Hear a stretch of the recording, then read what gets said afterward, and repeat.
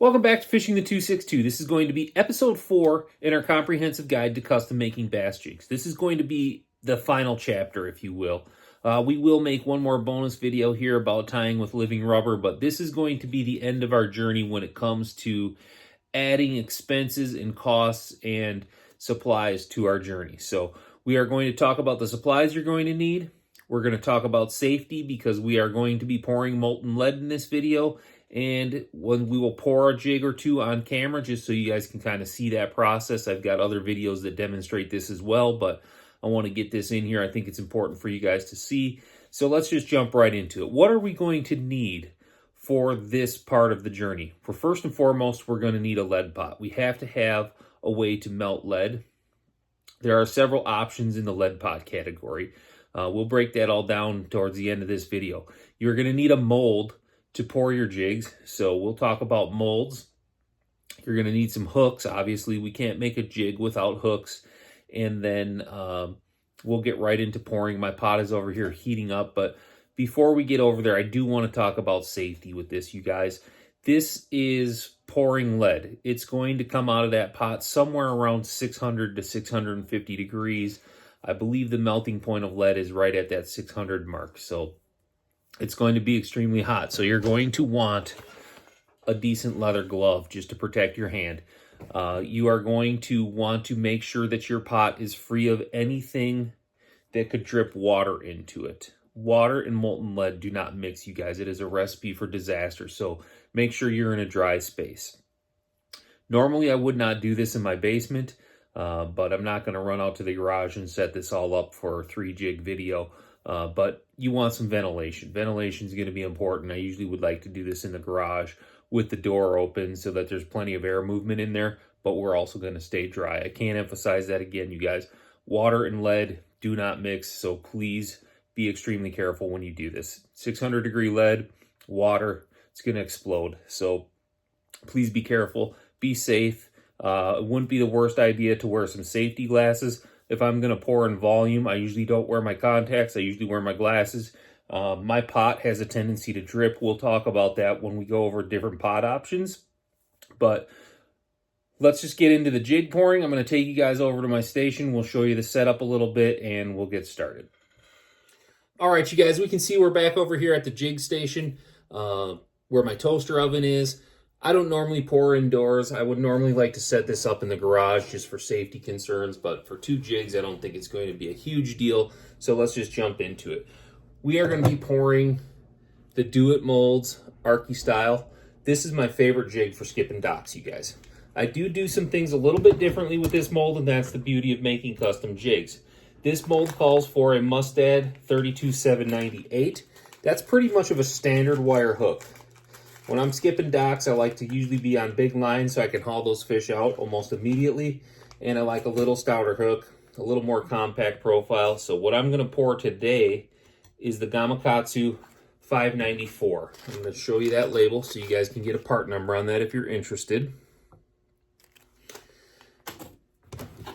And one thing to keep in mind with the Gamakatsu 594 is because it's a more stout hook, it's a little beefier diameter, you're going to want to downsize. The mold's going to call for a 5/0, but for this jig, you're going to want to pour it in a 4/0. It's going to give you a nice compact skipping jig with a little stouter hook.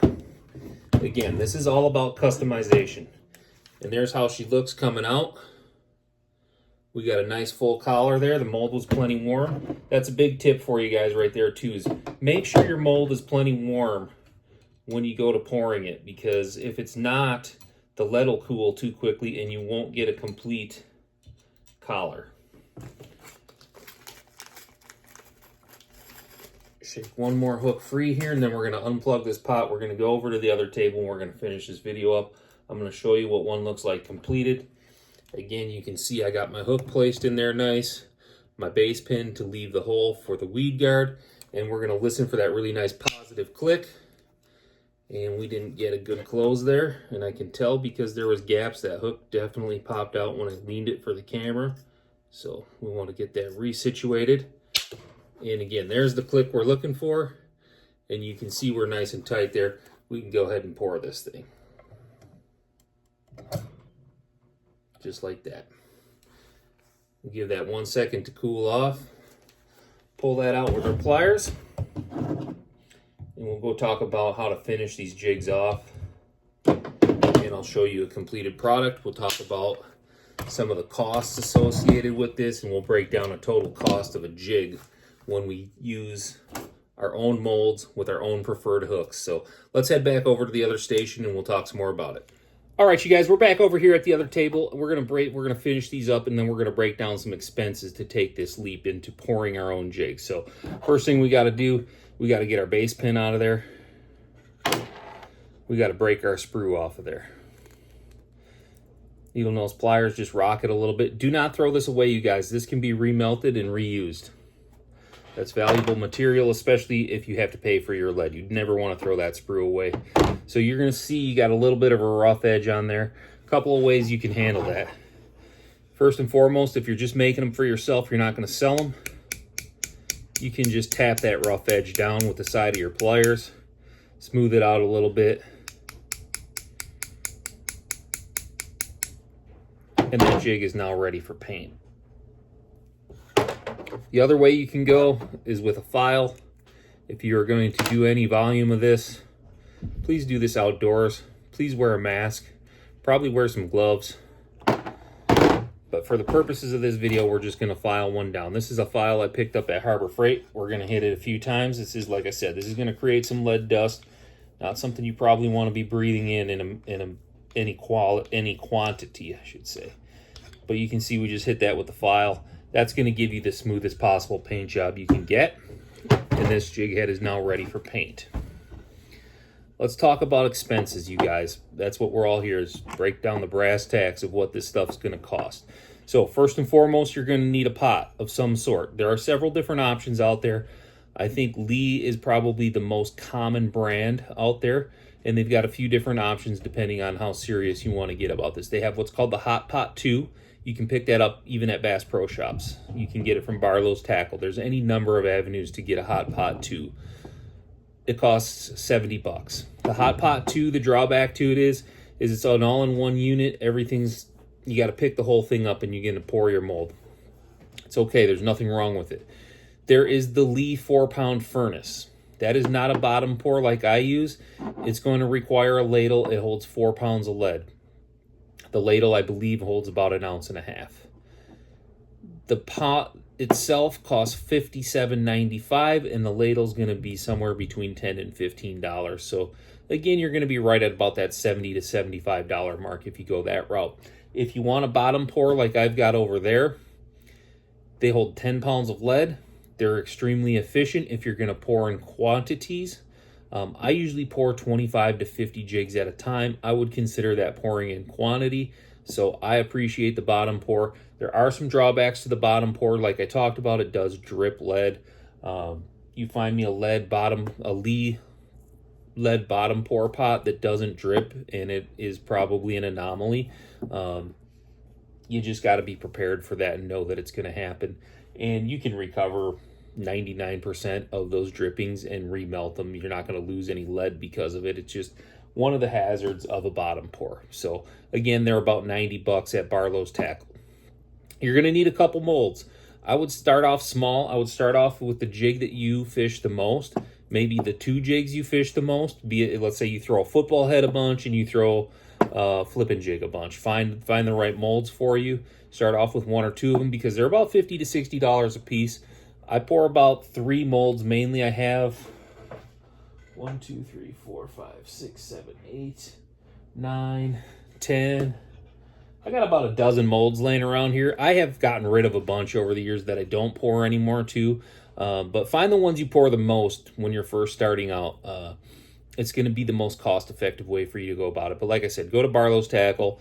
They're about $50 to $60 a piece. One of the great things about Barlow's Tackle's website is when you scroll to the bottom, it will tell you which hooks are compatible. So you'll notice something about some of the new Do-It molds that I am not particularly a fan of, and we have to talk about it. A lot of their new molds are designed around Victory hooks.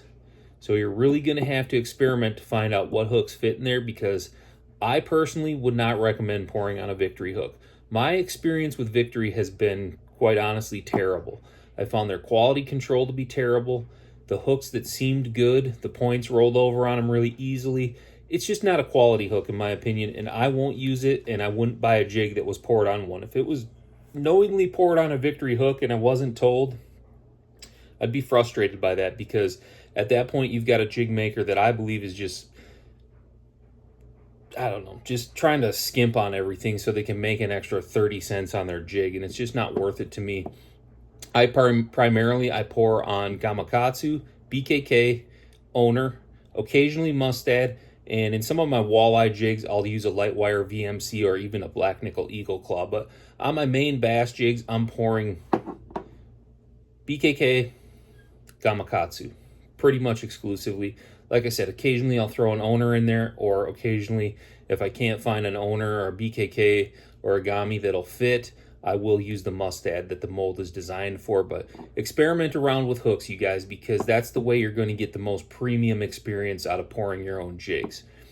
So we've talked about the equipment. Let's talk about the per cost jig. Here's one that I've fished a little bit towards the end of the season. I actually had to cut that one off of a rod. This is a great skipping jig, you guys.